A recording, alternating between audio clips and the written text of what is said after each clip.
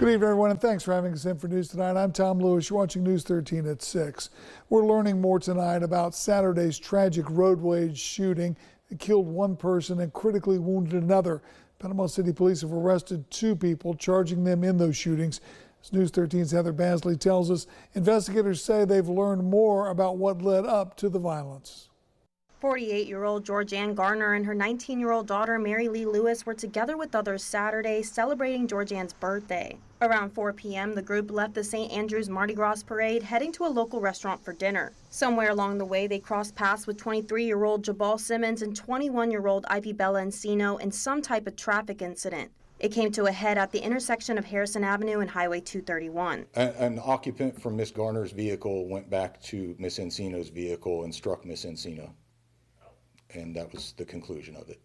It wasn't a big drawn-out brawl or anything like that. Video shot by a witness shows what happened. Encino pulls the gray Dodge pickup around Garner's burgundy SUV. You can hear as many as 11 gunshots as the pickup sped away. Both Garner and Lewis were shot in the chest. Garner was pronounced dead at a local hospital. Lewis is still in critical condition. 2 others in Garner's SUV were not injured. Police were nearby and immediately responded. We also had an officer in a nearby parking lot that heard the shots and saw a vehicle fleeing from the scene.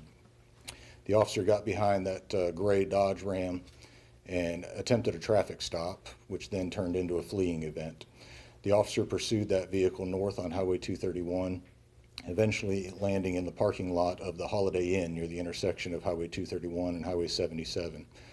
The vehicle continued to attempt to flee officers, eventually ramming one of our units. Following the collision, officers say Simmons tried to run away but was quickly arrested. He's facing 9 charges, including first-degree murder, shooting into a vehicle, and destroying physical evidence. Encino is facing 4 charges, including accessory to murder, fleeing and eluding police, and aggravated battery on a first responder. Her bond is $800,000. Simmons is being held without bond. In Bay County, Heather Basley, News 13, Panhandle Strong.